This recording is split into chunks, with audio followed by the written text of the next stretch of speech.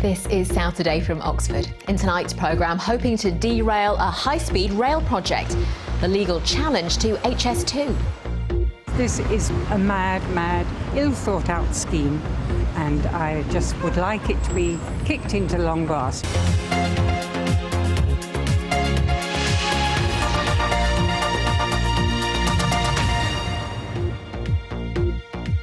Good evening. It's already proved to be one of the most controversial transport projects of recent years.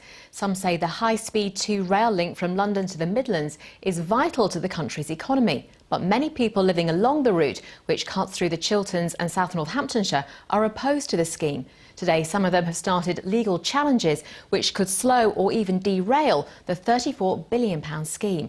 Emma Vardy was at the High Court. Bitterly opposed and demanding to be heard. Communities have taken their message from rural towns along the route to Westminster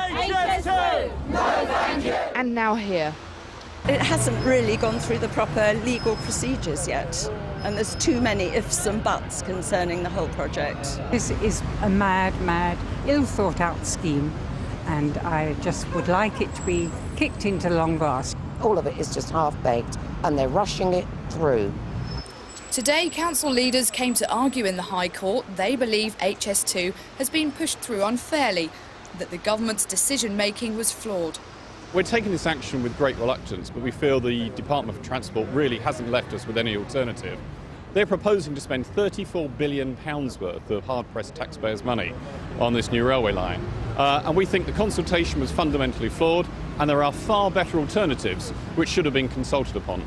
The £34 billion high-speed rail line would be built through the Buckinghamshire and North Oxfordshire countryside. Compensations being offered to people living near the route. Councils have contributed hundreds of thousands of pounds towards fighting the government's plans.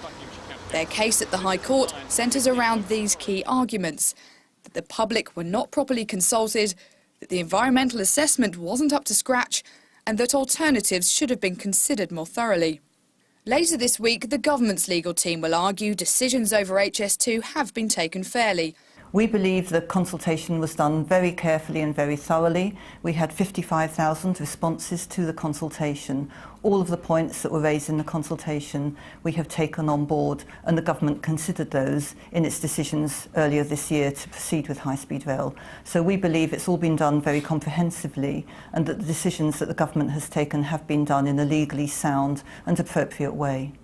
Today was the first of 8 days of legal arguments over HS2. The judgment is expected in January.